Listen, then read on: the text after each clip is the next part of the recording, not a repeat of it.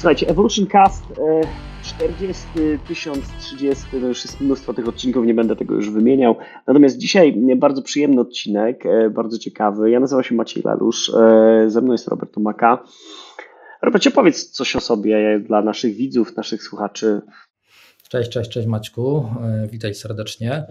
Super się cieszę na naszą rozmowę, jak do mnie napisałeś, czy czasami nie chciałbyś wystąpić w naszym podcaście, to odpisałem Ci, lubię z Tobą gadać, to pewnie, że tak, więc mam nadzieję, że fajnie sobie pogadamy. Witajcie wszyscy, Robert Tomaka, inżynier, mąż, ojciec, tak w skrócie, aktualnie zawodowo dyrektor pionu IT w diagnostyce, laboratoriach medycznych, dużej sieci laboratoriów. Wcześniej trochę związany z branżą telekomunikacyjną, a już właściwie od kilkunastu lat właśnie z szeroko pojętym healthcare'em. Cała grupa diagnostyka to wiadomo, segment healthcare'owy, nie? Macie pewnie dziesiątki różnych regulacji i wewnętrznych, i zewnętrznych.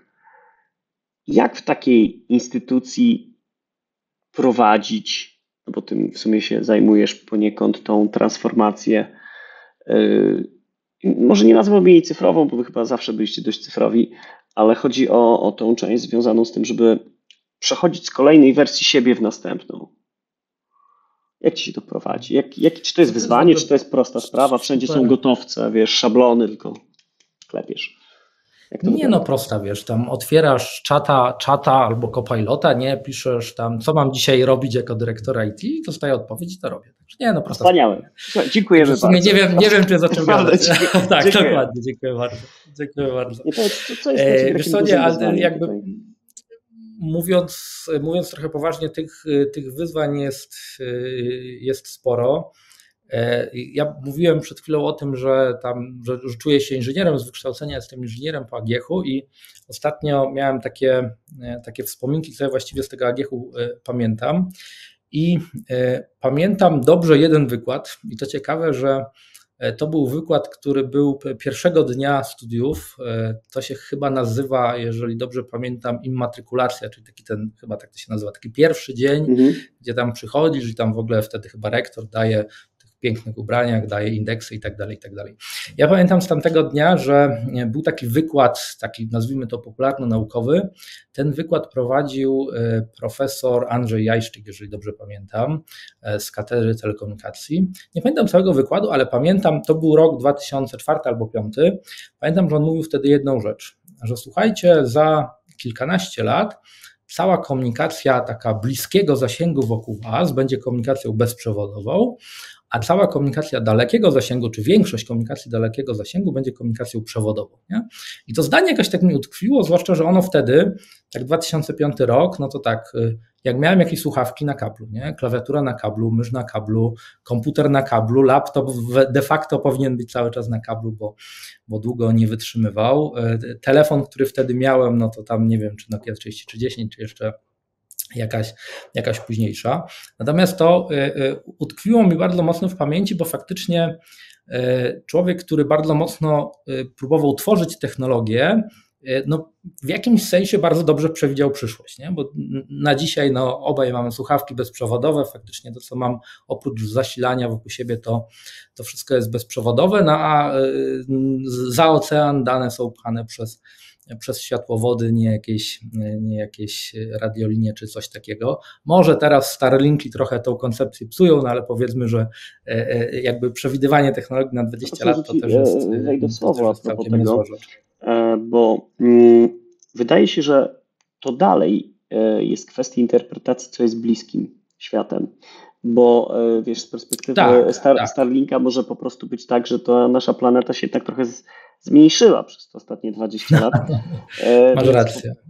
To też w sumie zaczyna być bliska komunikacja, nie, z drugim krajem, czy gdzieś tam. Tak w sumie to zaskakujące, ale może to się będzie powiększać. Ale kontynuuj. Tak, masz rację, że to faktycznie też tak może być. Ale ten jakby przydługawy wstęp, nie wiem, czy jeszcze wszyscy pamiętają pytanie było, jak robić transformację w takiej firmie, natomiast chodzi mi o to, że pewien element próby przewidywania, czy w sposób mniej, czy bardziej analityczny, jaki powinien być Twój następny krok w technologii, no to tak bardzo uogólniając, to jest myślę, że ta rzecz, która jest jakoś tam dla mnie na dzisiaj najważniejsza. Oczywiście to jest takie trochę podejście, nazwijmy to wysokopoziomowe, no bo jak schodzimy w dół, to są dużo bardziej konkretne rzeczy. Diagnostyka to jest firma, która bardzo urosła. To historia diagnostyki jest w ogóle taką trochę, w mojej ocenie, historią polskiej transformacji, no bo tam gdzieś druga połowa lat 90., jakieś tam pożyczone ileś tam marek od kogoś, 3 założycieli z Krakowa zaczynają w jednym pomieszczeniu, w cudzysłowie w garażu, i jakby rozwijają ten biznes przez 20, w tej chwili chyba 7 czy 8 lat. Na dzisiaj to jest firma, która jest tam w 30 największych firm prywatnych w naszym kraju. W całej grupie ponad 10 tysięcy pracowników, prawie 12 tysięcy pracowników. Tak pod kątem tym naszym, czyli pod kątem IT, prawie 200 systemów, ponad 5 tysięcy stacji roboczych, bo jakby w laboratoriach dużo mamy też takich stacji współdzielonych, więc to tam wprost z liczbą pracowników nie współgra. Z ciekawostek ogromna sieć kurierska. My jesteśmy w pewnym sensie dużą firmą logistyczną, mamy 500 kurierów, którzy ten materiał przewożą z jednego miejsca na drugi. I to nie stało się tak, że był ten w cudzysłowie garaż, a teraz jest duża firma, tylko był to proces wzrostu firmy. Rynek diagnostyki laboratoryjnej w Polsce był bardzo rozproszony. Często to się odbywało, że gdzieś tam jeszcze po okresie komunizmu pojawiały się takie pozakładowe laboratoria, które zostały, nazwijmy to, przez kogoś przejęte, zazwyczaj przez kierownika i tak dalej. Bardzo rozdrobniony rynek. Myśmy go zaczęli bardzo mocno konsolidować. No i w kontekście IT to też naturalnie tworzy pewien dług techniczny, który właściwie non-stop się bardziej lub mniej świadomie zaciąga i non-stop trzeba go spłacać. W tej chwili wydaje się, że jesteśmy też w takim momencie dla firmy dość przełomowym, gdzie faktycznie, zwłaszcza po okresie COVID-u, o którym możemy za chwilę jeszcze trochę więcej pogadać, no mamy taki moment, gdzie bardzo chcemy uporządkować i właśnie dużą część tego długu spłacić, więc uruchamiamy wiele projektów, które mają nas wprowadzić na kolejny level i dać nam możliwość startu jakby dalej na kolejną część rynku, czy może na inne rynki. No właśnie, bo dług technologiczny, zmiana, akwizycje, to nawet nie chodzi już o dług sam technologiczny, tylko też o pewną logikę nabytych ciał, że tak powiem, bo jedni robią coś w jeden sposób i to jest zupełnie prawidłowe, tylko ma kompletnie inną logikę niż firma, która to przejmuje lub one way or another, nie? Więc mamy taką sytuację, w której wasz twór, którym jesteście teraz albo byliście jakiś czas temu, to tak naprawdę jest dość dużo różnych systemów nabywanych w czasie, jak dobrze rozumiem, i integrowanych ze sobą. I na końcu drogi to sprawia, że czy to, wiesz, no bo to raczej nie ułatwia, nie? Tak mi się wydaje. To jest raczej wyzwanie, żeby to wszystko złączyć ze sobą. Żeby to miało, wiesz, jedno logo na końcu i jeden taki user feeling, prawda, nie? Że... To prawda. Tak. I jedną odpowiedzialność najlepiej jeszcze, nie? No, najlepiej. Wiesz ale co, jak sobie z tym radzisz, nie? Bo tam też w diagnostyce, zdaje się, nie jesteś od wczoraj, nie? To nie jest tak, że pracujesz w tej firmie od pół roku. W diagnostyce pracuję ponad 10 lat, więc faktycznie dość dużo. Ja z tą firmą w pewnym sensie, nawet nie w pewnym, a właściwie bezpośrednio też jakby rozwijałem się i wzrastałem, bo przyszedłem do diagnostyki pracować w serwis desku.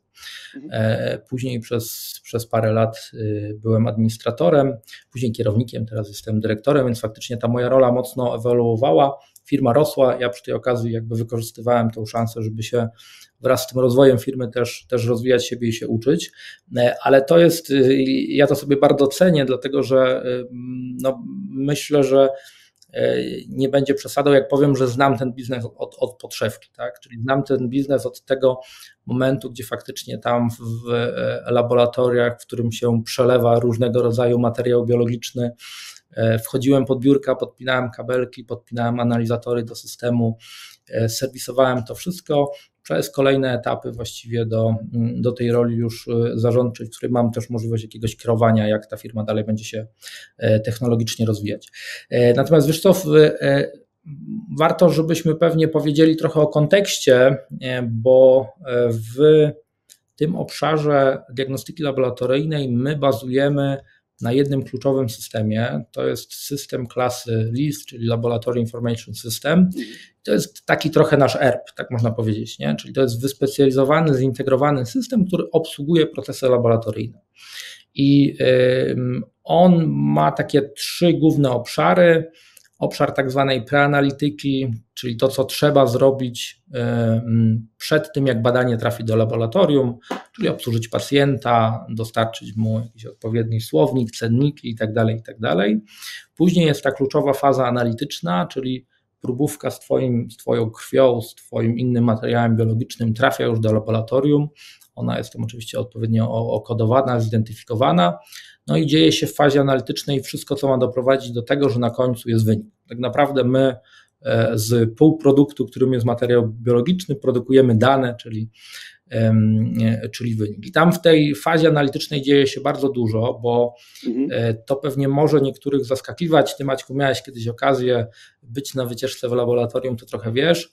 I myślę, że nie jest przesadą, żeby powiedzieć, że takie nowoczesne laboratorium to trochę wygląda jak NASA. Tak? To nie jest tak, że tam siedzą panie z mikroskopami, coś tam dziubią długopisem, tylko to jest de facto bardzo zaawansowana linia technologiczna.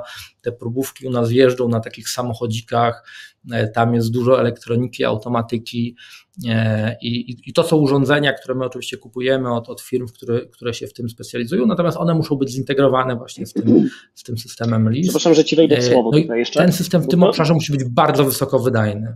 Bo to jest dość ważne, to znaczy, żebyśmy też sobie to, nasi słuchacze, widzowie sobie wyobrazili.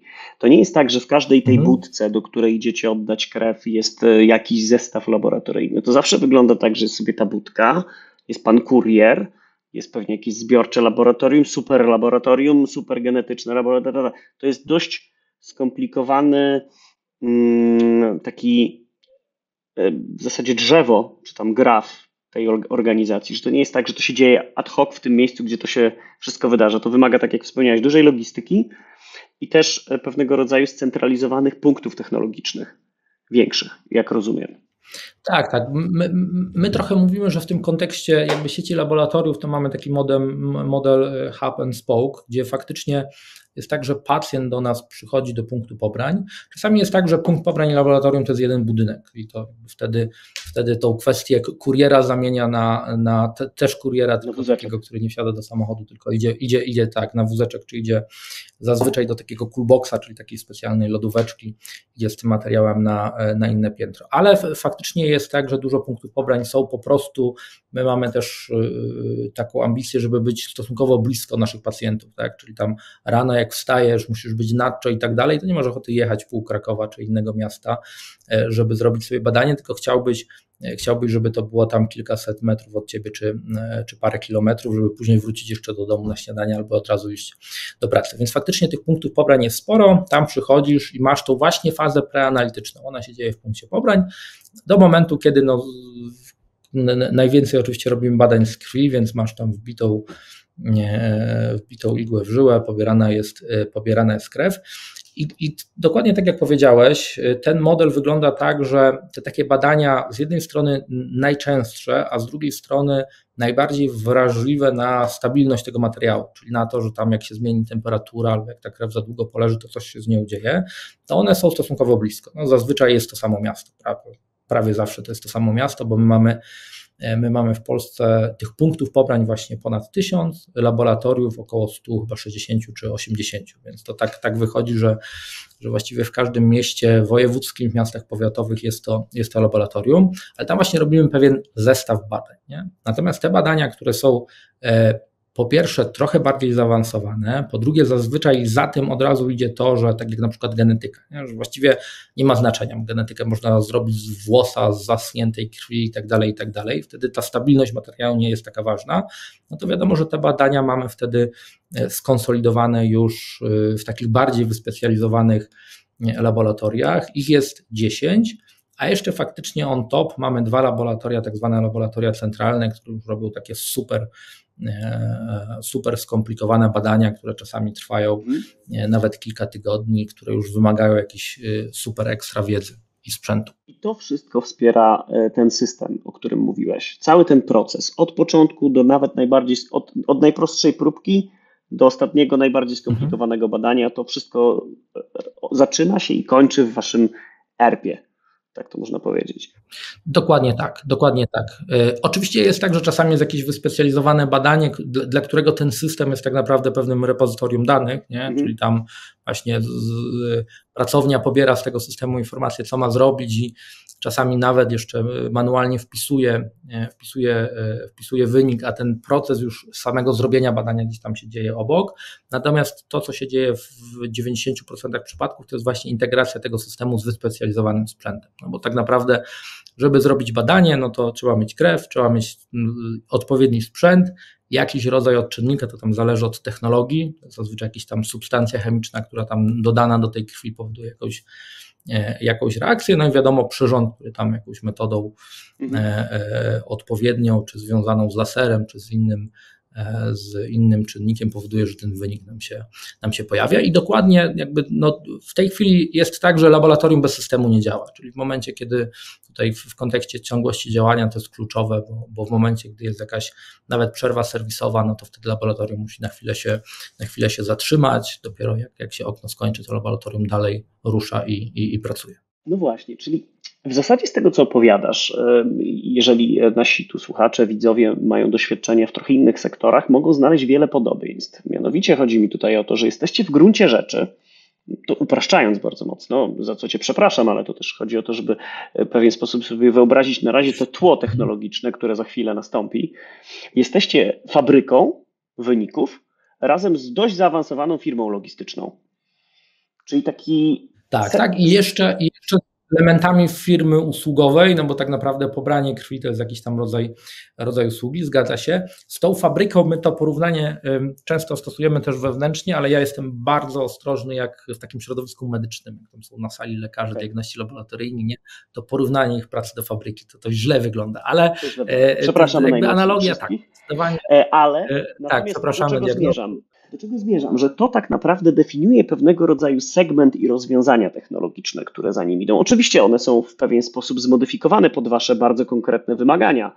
Natomiast zakładam, że musicie mieć niezależne systemy, nadmiarowe, wiele dostępów do sieci, zaawansowane jakieś rozwiązania awanowskie. Jak wygląda u was ten cały, tu gdzie dzisiaj jesteście? No bo wiemy jak ta droga wyglądała, trochę o niej powiedziałeś.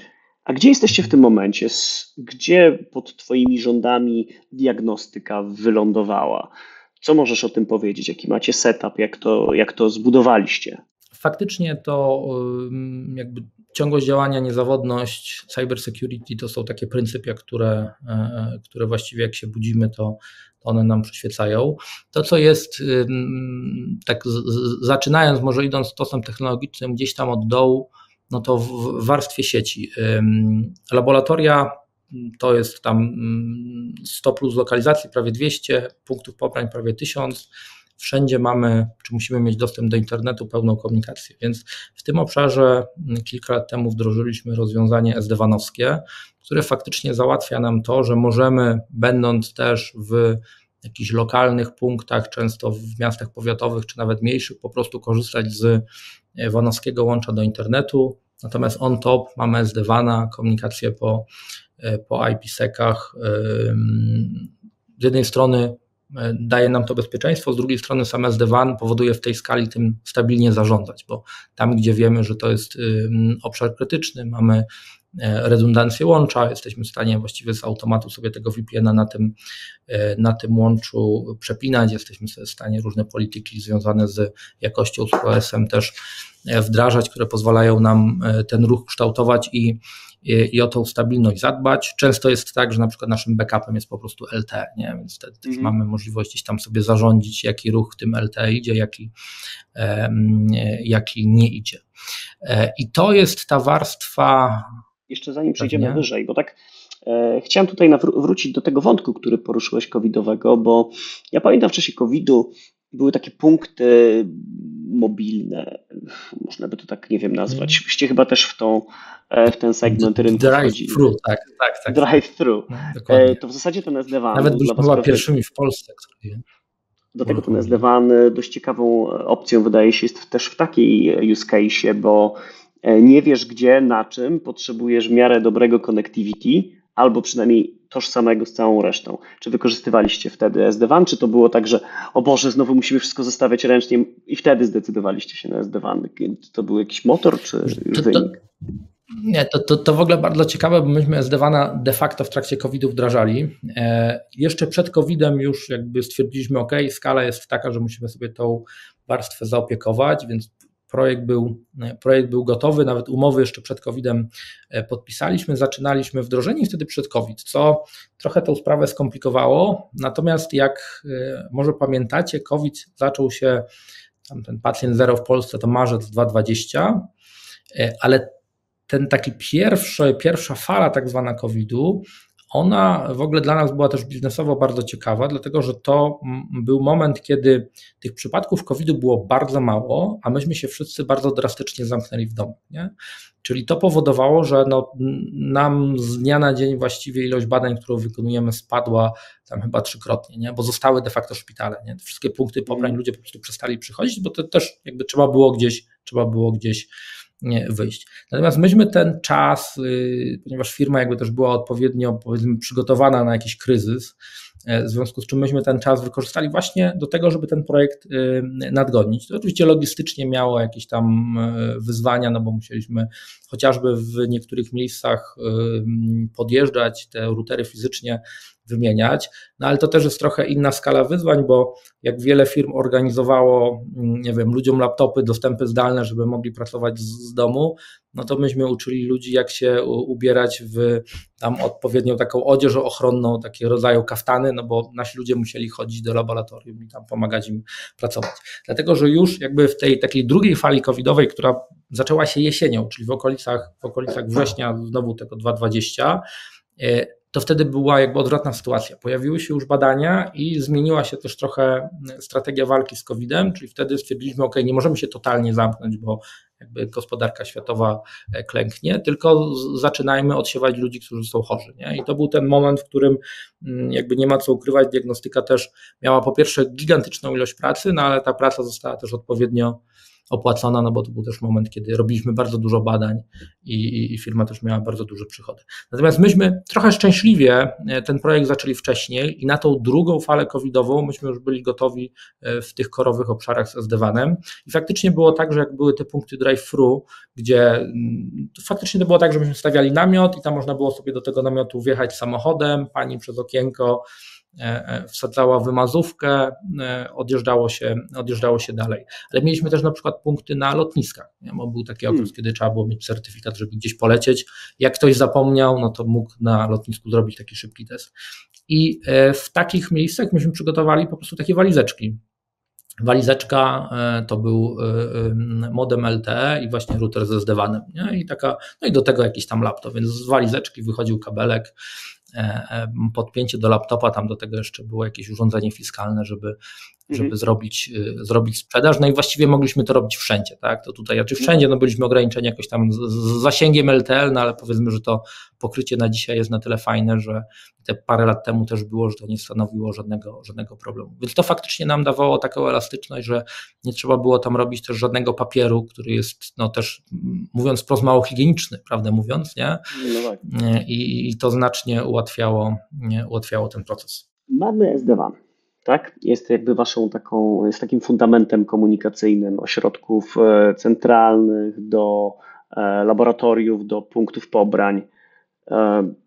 No i tak naprawdę on jest. To jeszcze o SD-WANie tylko jedna rzecz, bo SD-WAN nam załatwia z jednej strony komunikację, nazwijmy to wewnętrzną, czyli te wszystkie punkty. Natomiast to, co jest na tym rynku też bardzo, może nie unikalne, ale interesujące, My pracujemy, bo głównie teraz mówimy o tym takim modelu B2C, tak? Czyli że pacjent do nas przychodzi bezpośrednio. Natomiast to jest nawet mniej niż połowę tego, co robi diagnostyka, bo druga część to jest współpraca z jednostkami medycznymi, czyli przychodnie, jakieś POZ-y, NZOZ-y, szpitale itd., itd. Nie? Czyli my to nazywamy po prostu modelem B2B, bo tam faktycznie trochę inaczej się rozliczamy. A tutaj z punktu widzenia IT, no to też nie jest tak, że ktoś tam przywozi na jakiejś kartce dane, tylko systemy informatyczne, które są po stronie naszego kontrahenta, są zintegrowane właśnie z tym naszym systemem laboratoryjnym, o którym mówiłem.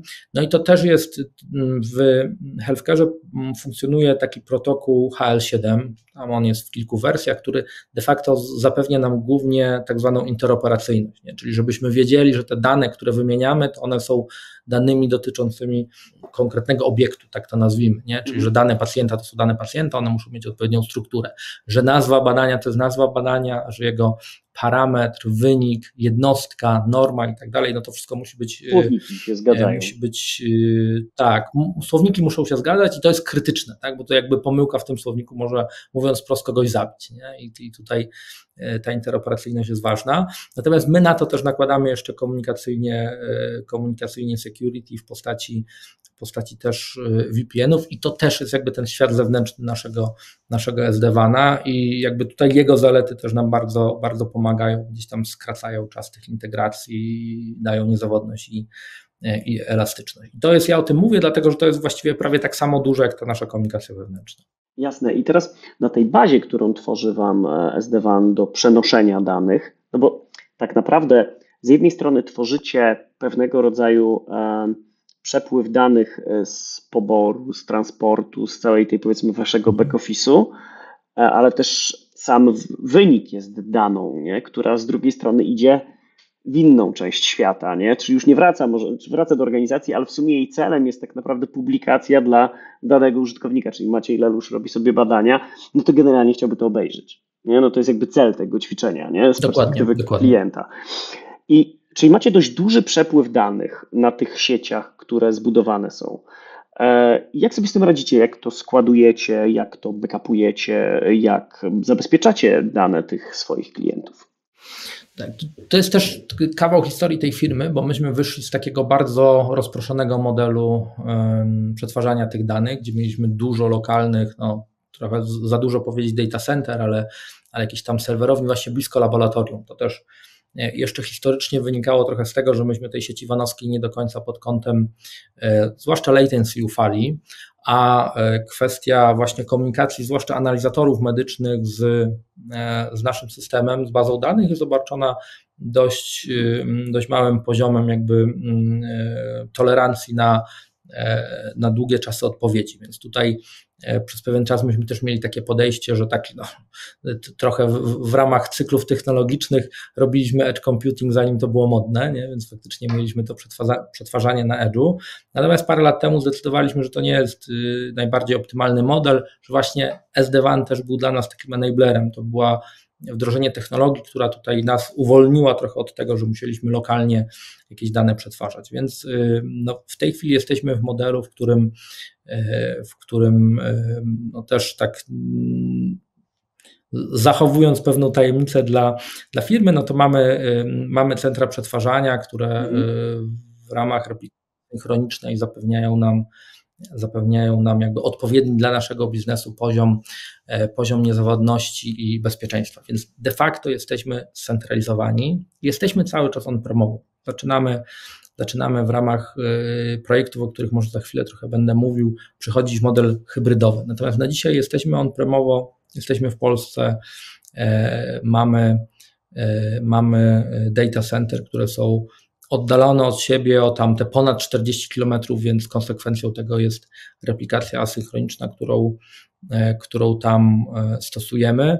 No i de facto te wszystkie dane tam przetwarzamy, bo one faktycznie wyjściowo muszą trafić do pacjenta. No i na dzisiaj jest tak, że trafiają w większości wypadków poprzez portal pacjenta, który mamy, aplikację mobilną, która też jest takim stosunkowo świeżym, ale bardzo atrakcyjnym dla pacjentów projektem.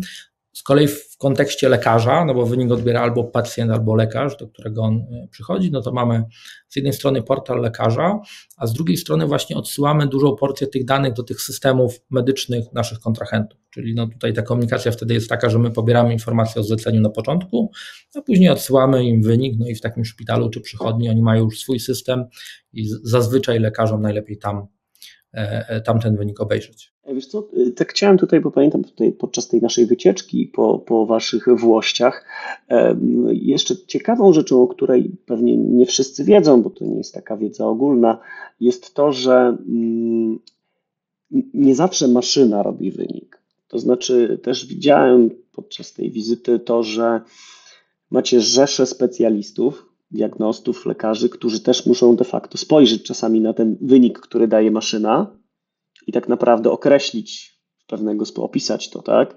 To jest dość ciekawe. To znaczy, że z jednej strony macie tą komunikację w stronę użytkownika końcowego, ale też wewnątrz organizacji, która pozwala na to, żeby jakby jeszcze dopolerować ten wynik, nie? Żeby on był wynikiem nie tylko maszynowym. To też jest, wydaje mi się, duże wyzwanie. Ja faktycznie opisałem to tak bardzo, jak opisywałem ten proces, to tak bardzo technokratycznie, że faktycznie maszyna robi i już, nie? Natomiast tam element człowieka, naszych pracowników jest bardzo istotny. Formalnie na sprawę patrząc, żebyśmy mogli ten wynik pacjentowi pokazać, to on musi być zatwierdzony przez diagnostę laboratoryjnego. Diagnosta laboratoryjny to jest tam jeden z zawodów medycznych, to jest człowiek, który normalnie kończy tam 5-letnie studia, później ma jakąś specjalizację i musi mieć prawo wykonywania zawodu, tak jak lekarz, jak pielęgniarka, jak inne zawody medyczne. I my mamy prawo pokazać pacjentowi wynik dopiero w momencie, kiedy diagnosta się pod tym wynikiem podpisze. To jest oczywiście na dzisiaj podpis elektroniczny, my wszędzie stosujemy kwalifikowane podpisy elektroniczne. Natomiast jaka jest idea tego podpisu? No bo to nie chodzi o to, żeby ktoś tam jakby głupio klikał za przeproszeniem, tylko diagnosta jest odpowiedzialny za kontrolę tego procesu. Czyli on jest faktycznie odpowiedzialny za to, żeby potwierdzić, że ten wynik jest wiarygodny. On nie chodzi o to, że diagnosta decyduje, czy wynik jest dobry, czy zły, no bo to już jest rola lekarza, natomiast on zapewnia jakość tego wyniku. I tutaj jakby ku temu, żeby diagnosta mógł to zrobić, jest kilka metod, jakby nie wchodząc w tą część medyczną, natomiast z jednej strony to jest cała kontrola jakości, czyli te urządzenia mają zaszyte, ale też częściowo robione przez nas kontrole jakości bazujące na metodach statystycznych, na jakichś metodach fizycznych itd. I każdego dnia rano de facto, zanim jakikolwiek wynik dla pacjenta zostanie zrobiony, to my robimy kontrolę jakości. Natomiast też diagnosta, który ma wiedzę medyczną, on ocenia ten wynik w kontekście pacjenta, czyli jakby ten jego ostatni klik, w cudzysłowie i podpis, to jest też zobaczenie jakby takiej karty pacjenta, gdzie na przykład widzi, jak te wyniki się kształtowały w przeszłości, jakie są inne wyniki, bo zazwyczaj nie robi się jednego oznaczenia, tylko robi się tam, nie wiem, morfologię, glukozę, lipidogram, jakieś próby wątrobowe i tak dalej, nie? Komplet wyników, więc diagnosta ma za zadanie też ocenić tą całość, czyli pewien kontekst pacjenta, no i wtedy powiedzieć, ok, mam kontrolę jakości, jestem pewien, że aparat zrobił to dobrze, nie widzę żadnych odchyleń, nie? Więc zatwierdzam, wynik mogę wypuścić w świat. I to jest faktycznie kluczowa rola diagnostów. Jeszcze tylko kończąc ten wątek, bo jakby inna część ludzi to są ci ludzie z kolei, których my nazywamy technikami, którzy z kolei dbają o to, żeby te maszyny dobrze pracowały, tak mówiąc bardzo ogólnie. No właśnie, i to jest, wiesz co, tutaj taką analogię widzę, która występuje w troszeczkę innej części świata IT, ale myślę, że jest bardzo ważna. To znaczy, wasz biznes polega w ogromnej ilości na automatyzacji procesu tak naprawdę produkcji tego wyniku. Jest dużo maszyn, dużo systemów, dużo procesów, które w to wchodzi. Tak jak teraz bardzo duży trend AI-owy, wszystko chce się zautomatyzować za tą przyczyną, ale na końcu i tak u was jest człowiek, który mówi, wszystko poszło świetnie, ale ja muszę na to spojrzeć, bo jakby czynnik ludzki przez doświadczenie, przez wiedzę, przez to, czego się nauczył i widział w swoim życiu, tak naprawdę on decyduje o tym. Czy jest to automatyzacja, ale na końcu jest zawsze ten moment, poczekajmy, weźmy głęboki oddech, popatrzmy i wtedy to wychodzi w świat, bo to dotyczy ludzi, a wciąż jednak ludzie się na ludziach najlepiej znają, jakby chyba nie patrzeć, nie? Miejmy nadzieję przynajmniej. Więc to jest dość ciekawe, bo ta analogia do AI... Tak, analogia do AI jest w ogóle bardzo, bardzo trafiona. Tutaj jest też tak, że naszą rolą trochę jako właśnie tej technologii, która ma wspierać tych ludzi, jest to, żeby im z kolei dawać narzędzia do tego, żeby oni byli się w stanie skupiać na tych najważniejszych wynikach, tak? Czyli żeby byli w stanie czasami w sposób, nazwijmy to trochę bardziej zbiorczy, zatwierdzić te wyniki, które właśnie na podstawie innych danych są w 100% OK. OK nie znaczy, że są w normie, tylko że jakby nie ma żadnej wątpliwości, powtarzalność jest rzędu 99,99, nie? I to można wtedy spokojnie puszczać, a z kolei skupiać się faktycznie na takiej ręcznej weryfikacji tego mięsa, czyli tego, co faktycznie wymaga pewnej uwagi, a to z kolei jest bardzo istotne w kontekście tego, co jest jakąś taką, myślę, że mogę powiedzieć, naszą misją, czyli tego, żeby profilaktyki w Polsce było po prostu znacznie więcej. Nie? Ja w ogóle lubię taką analogię, to pozwolisz, że jej użyję, bo dla mnie diagnostyka laboratoryjna, a propos tam rozmawialiśmy o longevity i tak dalej, to jest taki najbardziej inżynieryjny sposób dbania o zdrowie. Nie? Jak już mówimy o naszej branży, to tak naprawdę analogia wygląda tak, że nasz organizm to jest po prostu jakiś system, nie? Stosunkowo skomplikowany, nie? Głowa, serce, mięśnie i tak dalej, ale jest to system połączonych ze sobą organów. To, co nam płynie w krwi, to są po prostu logi, nie? Więc te parametry, które my wydobywamy i które produkujemy w formie wyniku, to są logi z naszego organizmu. No i tu sprawa jest dość prosta. Każdy, kto trochę pracował w tej części operation, to wie, że te logi trzeba mieć świeże. Nie? To nie może być tak, że masz logi z logów sprzed roku, niewiele wywnioskujesz, znaczy wywnioskujesz, co było rok temu, ale co jest teraz, albo co może być za chwilę, czy będzie jakiś crash, czy nie, no to tego nie wywnioskujesz. No i te logi jednak trzeba zbierać też stosunkowo regularnie. Nie? Jak je zbierasz rzadko, to jest problem. I bardzo podobnie jest faktycznie z diagnostyką i z tą częścią medyczną, nie? Czyli my dążymy do tego, żeby Polacy robili jak najwięcej badań i to jest oczywiście bez owijania w bawełnę, jesteśmy prywatną firmą, więc to jest przy okazji nasz cel biznesowy, bo zwiększamy sobie ilość badań, w związku z czym rośnie firma, wtedy rosną przychody w firmie, ale ja mam taką super satysfakcję, że te dwa cele, często jest tak, że niestety cel biznesowy organizacji, jakiś taki, nazwijmy to well-being społeczny jest jakby z dwóch, jest z dwóch różnych częściach jakby jakiejś tam skali, natomiast tutaj to jest bardzo podobne, nie? Czyli mamy ten cel biznesowy i taki cel społeczny bardzo, bardzo połączony. No i faktycznie to robienie badań jest niezwykle ważne, nie? Jakby będąc w środku, to ja na co dzień właściwie słyszę o jakichś przykładach, że ktoś zrobił w odpowiednim momencie i to mu uratowało zdrowie czy życie, albo że ktoś zrobił za późno, a mógł zrobić wcześniej. Tak? Więc jakby tutaj pod tym kątem też ten diagnosta, nie? I ta automatyzacja tam jest jakby niezwykle istotna, żebyśmy po prostu byli w stanie obsługiwać skalę, bo trend jest faktycznie taki, właśnie, o to się miałem trochę spytać. Może tam związany z naszą promocją, że chcemy robić coraz więcej. Tak, właśnie o to się chciałem spytać, bo w większości przypadków użycia automatyzacja, jakakolwiek by ona nie była na którejkolwiek warstwie, jej cele są różne, ale główne to jest zwiększenie pojemności systemu. Czyli tak naprawdę te wszystkie rzeczy, te powiedzmy linie tak naprawdę z tymi samochodzikami, systemy informatyczne, które gdzieś tam budujecie, sieć, to wszystko, czy to patrząc z perspektywy tych 10 lat zwiększyło znacząco wasze capacity do przetwarzania, czy to tak naprawdę jest reaktywna? Czy jesteście gotowi na więcej, czy zareagowaliście tylko na to, co się stało? Czy to się zwiększyło?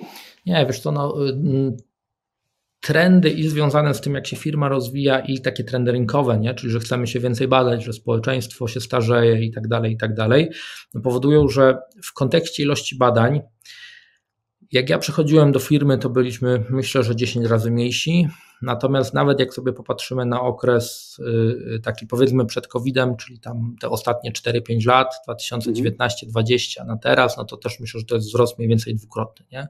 No i my już od wielu lat jakby patrzymy na te wykresy, wiemy, czego my oczekujemy jako firma, też wiemy, czego się możemy spodziewać, no i jakby też nasze systemy pod to przygotowujemy. Już jakby po latach doświadczenia też jesteśmy w stanie sobie to przeliczać na konkretne parametry. Tak? Na koniec dnia jesteśmy to sobie w stanie przeliczyć na storage, na compute, na wydajność sieci i tak dalej, i tak dalej. Jasne. Wiesz co, tak jeszcze nawiązując trochę do tego, co powiedziałeś o tej chmurze hybrydowej. Jakkolwiek myślę, że większość naszych słuchaczy, widzów umie sobie wyobrazić, dlaczego jesteście w on-premie, tak powiedz, co jest takim powodem wejścia w chmurę publiczną w jakimś stopniu?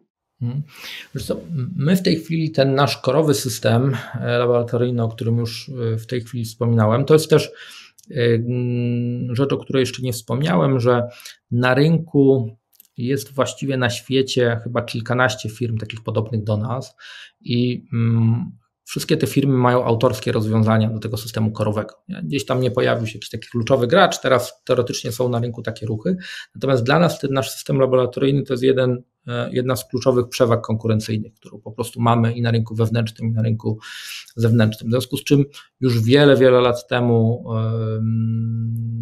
założyciele jeszcze zdecydowali o tym, że chcą ten system tworzyć samodzielnie. No i faktycznie my dzisiaj ten system tworzymy samodzielnie, co powoduje, że w IT w tej chwili mamy prawie 100 programistów, którzy między innymi nad tym systemem pracują też nad innymi rzeczami, ale nad tym systemem. No i to a propos i długu technologicznego, i szybkości rozwoju i tak dalej, my w tej chwili jesteśmy w takim momencie, w którym już nawet nie robimy refaktoru tego systemu, tylko właściwie piszemy go od nowa, nie? Czyli mamy pewne założenia związane z naszą przyszłością, z tym jak się chcemy rozwijać, które powodują, że ten system piszemy od nowa, korzystając oczywiście z wiedzy, z doświadczenia i tak dalej. Natomiast chcemy go architektonicznie też gruntownie przebudować, przejść, co też jest pewną klasyką z monolitu do systemu mikroserwisowego. I w kontekście clouda to, co nas, tu trochę zahaczyłeś o kwestie regulacyjne, nie? Bo faktycznie jest tak, że ten on-prem jest bardzo bezpieczny, tak? Bo tutaj regulacyjnie mogę powiedzieć, ok, to ja mam system tutaj na tej maszynie, w tej szafie, nie? Możesz tam sobie zajrzeć, drogi audytorzy, czy ktokolwiek inny i wszystko jest ok. W kontekście chmury ta sprawa wygląda trochę bardziej, w sposób trochę bardziej złożony, natomiast na dzisiaj my jakby to przeanalizowaliśmy rynek zewnętrzny, otoczenie prawne i tak dalej, i możemy w chmurze publicznej ten system tworzyć. Natomiast dlaczego? Właściwie główny powód to jest time to market. No, mamy przekonanie, że będziemy w stanie ze względu na pewną specyfikę tego systemu, na gotowe komponenty, które jesteśmy w stanie wykorzystywać, ten system stworzyć w chmurze szybciej niż zrobilibyśmy to klasycznie on-premowo, budując pod to jeszcze dodatkową warstwę platformy, ale wspomniałem od razu o chmurze hybrydowej. Faktycznie jest tak, że z jednej strony architektura mikroserwisowa, z drugiej strony chociażby SD-WAN, czy ten projekt konsolidacyjny, który zrobiliśmy, daje nam dość dużą swobodę do tego, żeby zdecydować, że ok, tu jest obszar na przykład tak zwanego EDM-a, czyli elektronicznej dokumentacji medycznej, czyli tych wyników, o których mówiłem, które są zapisane w formie XML-a, bo tak wymaga od nas regulator i które z kolei też gdzieś tam mamy obowiązek raportować. Ten system też jest otoczony tymi protokołami HL7, tak zwanymi profilami ICHE i tak dalej. No i że my możemy sobie dość swobodnie na dzisiaj powiedzieć, oczywiście to jest dużo inżynierii, dużo architektury, ale że ten system akurat będziemy trzymać on-premowo, tak? Ale na to już myślę, że dzisiaj jesteśmy gotowi. Oczywiście to cały czas przy kolejnych iteracjach jest dużo pracy i może ja mówię o tym z jakąś tam lekkością, no ale te 200 osób w IT coś robi, tak? I gwarantuję, że się nie nudzi, więc tych zagadnień jest dużo.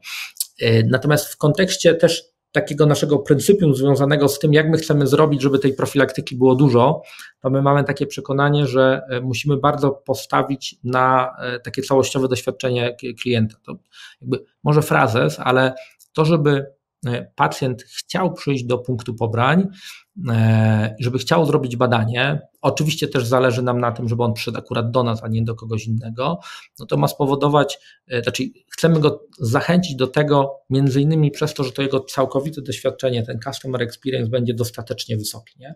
To i tak jest w ogóle trudne w tej branży, bo nie wiem, jak ktoś idzie na masaż, no to zazwyczaj to jest przyjemna usługa, w związku z czym tam trzeba naprawdę źle coś zrobić, żeby ktoś wyszedł niezadowolony, a u nas przychodzisz i my właściwie musimy ci zadać ból, nie? No bo to jakby inaczej cały czas te techniki związane z pobraniem krwi, nawet jeżeli tam się stosuje jakąś maź, która, czy jakiś tam spray, który ma teoretycznie spowodować, że będzie bolało trochę mniej, to jest stresujące. Nie? Dla dzieci, których my bardzo dużo badamy, to jest ogromny stres. Ja sam mam 2 córki i jakby badania, no to jest niestety duży stres i tego jest, jakby to też jest taka bariera, w której ludzie łatwo szukają wymówek, nie? I mówią sobie, to może jednak nie pójdę. Wszystkie elementy, które my tutaj robimy też w tym systemie i trochę wierzymy, że te gotowe elementy cloudowe, trochę też związane z AI-em, trochę związane z customer experience, już może wchodzę na te wyższe warstwy od infrastruktury znacznie dalej, jakby dadzą nam możliwość zrobienia tego systemu w taki sposób, w którym po prostu pójście zrobienia badań będzie bardzo łatwe, ono nie będzie przyjemne, nie? No trudno powiedzieć, żeby to było przyjemne, chociaż ludzie lubią różne rzeczy, no ale powiedzmy, że nie, ale że będzie powtarzalne i że faktycznie bardzo, bardzo łatwo będzie nam przyciągnąć pacjentów, klientów. Wiesz co, jakby przyjemnie się tego słucha, bo widać taką komplementarną wizję tego. Cieszę się też, że mieliśmy okazję współpracować razem przy pewnych elementach tego całego wydarzenia, bo też nie bez przyczyny się tutaj spotykamy. Zawsze jest miło o tym wszystkim posłuchać, ująć to w pewną większą całość. Powiedz mi jeszcze na końcu, jak poza oczywiście tą chmurą publiczną, czy to jest tak, bo tak troszeczkę wspomniałeś, że systemy informatyczne są systemy wsparcia waszego biznesu, czy to już jest biznes, który jest oparty tylko i wyłącznie na systemach informatycznych? Znaczy, jak informatyka stoi, to generalnie wszyscy mogą włożyć sobie ręce w kieszenie. Gdzie jesteście w tym wszystkim? I gdzie chcecie być? Wiesz co, trochę w analogii do fabryki, no to jest faktycznie tak, że bez informatyki fabryka nie działa. Nie? I to jest przede wszystkim ze względu na skalę praktycznie zero-jedynkowe. Nie? Czyli tutaj my musimy sobie bardzo wysoko stawiać poprzeczkę pod kątem niezawodności, ciągłości działania. Są oczywiście pewne procesy, w których można bez systemu coś robić, no ale to jakby z punktu widzenia biznesu one są mocno poboczne. Więc wiesz, kiedyś był taki frazes, że tam wszystkie firmy to firmy technologiczne, nie? Tylko tam robiąca firma technologiczna, robiąca badania, tam robiąca logistykę i tak dalej. Ja nie jestem jakby zwolennikiem takiego podejścia, bo w naszej firmie widać ten charakter medyczny. Ja pewnie nim już trochę nawet przesiąknąłem, z czego akurat jestem dość zadowolony. Więc ja uważam, że my cały czas jesteśmy firmą medyczną, natomiast modne jest teraz stwierdzenie, czy takie porównanie, że jesteśmy health techem, tak? I ta kolejność też ma znaczenie, nie? W pierwszej stronie, na początku health, później tech, ale te dwa światy muszą być z sobą, czy są już na dzisiaj z sobą bardzo, bardzo mocno połączone. No właśnie tak z tej rozmowy wynikałoby, że wchodząc w budowę takiego systemu nie można odmówić jednej rzeczy, że jedno bez drugiego istnieć nie może, bo powód istnienia tego techu to zdrowie, a możliwość dostarczania wyników to ta technologia tak naprawdę, nie? I oba rozerwane ze sobą, wracamy do XVI wieku, nie? Słuchaj, dziękuję Ci pięknie, Robert, za rozmowę. Cieszę się bardzo, że udało nam się tak krótko, ale myślę, że fajnie porozmawiać. Dzięki za zarys historyczny i też tło, jak diagnostyka powstawała, jak to wszystko się zmieniało, bo dla wielu ludzi wydaje się, że podróż stąd do strony internetowej to krótka piłka, przecież ktoś to tylko wskana mikroskopik, wpisuje PDF-a, nie? Naprawdę są różne wyobrażenia. Bardzo się cieszę i bardzo Ci dziękuję.